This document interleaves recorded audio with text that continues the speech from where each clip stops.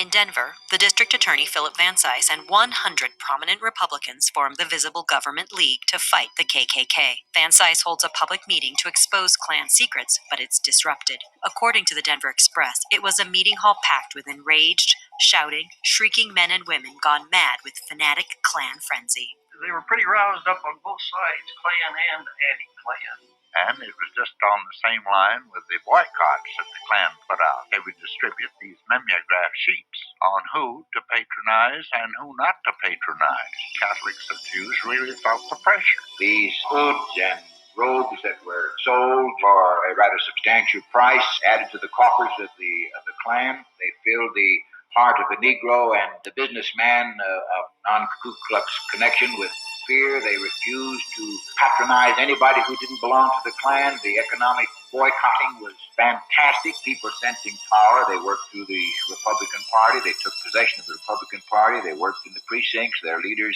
attended the caucuses, and they gained control practically 100% of the Republican Party at that time.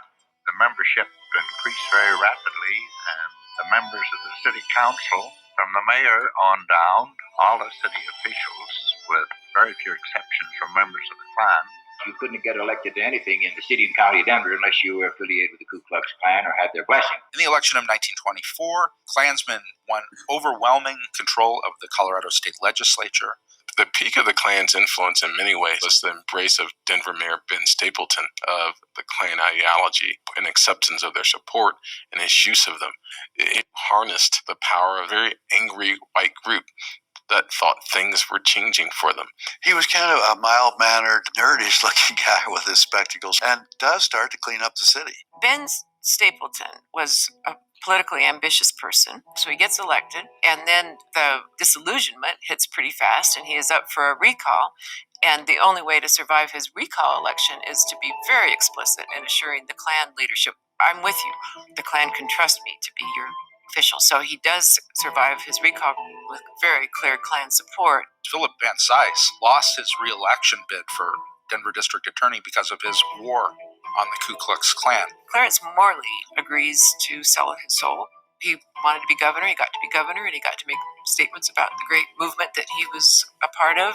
Clarence Morley is this tall, kind of spiny man. He looks almost mousy, particularly next to John Galen Locke, his hero. He's only in office for one term, and after that he's actually indicted for mail fraud and our only governor ever to go to prison. The Klan kept meeting, and every time they outgrew their facilities, so they finally went to this huge building, the Overland Park Mills, where they had huge gatherings.